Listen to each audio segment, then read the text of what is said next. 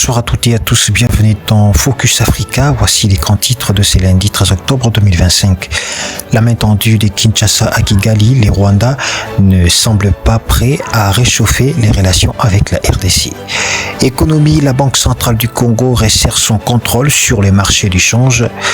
Dans l'est du pays, les forces armées résistent face à la pression du M23 et enfin la SENCO multiplie les appels au dialogue pour tenter de recréer un climat de confiance entre Congolais. Global sauver plus. La tension restait palpable entre la République démocratique du Congo et le Rwanda. Après plusieurs semaines d'appels au dialogue lancé par Kinshasa, Kigali n'a toujours pas répondu positivement.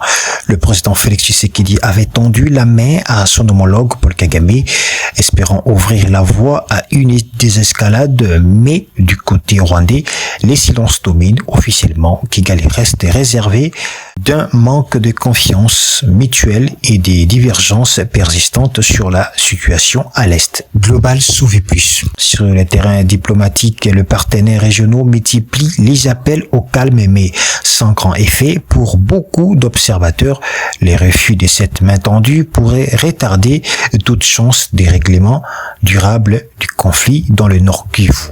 Entre prétentions politiques et rancune profonde, les fossés restent larges entre les deux capitales africaines. Global sauver plus. La Banque centrale du Congo, la BCC, veut mettre fin au désordre sur les marchés du change. Elle interdit désormais aux cambistes d'afficher un taux sans son approbation. Une mesure stricte destinée à stabiliser le franc congolais dont la valeur a vacillé ces dernières semaines. L'institution espère ainsi freiner la spéculation, restaurer la confiance du public.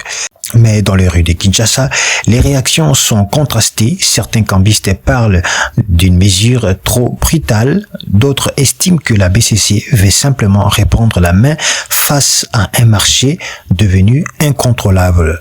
Une chose est sûre, cette décision marque une volonté claire du gouvernement congolais de reprendre le contrôle d'un secteur souvent livré à lui-même.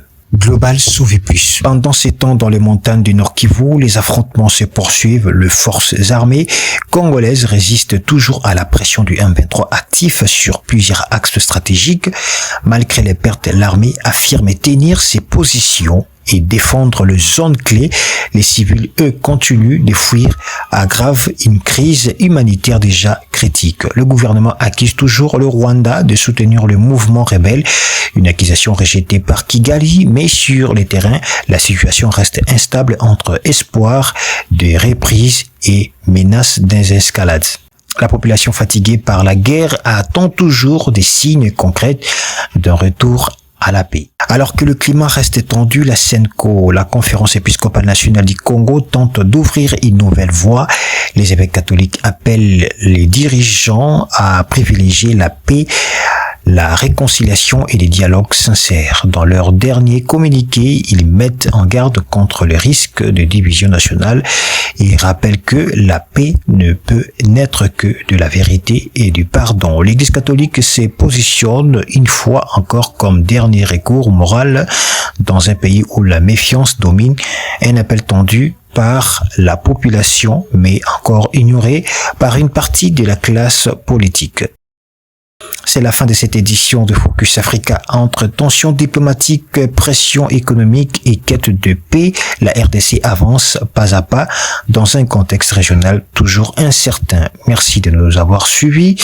Je suis Patiana Bameko et je vous retrouve très bientôt pour un nouveau numéro de Focus Africa.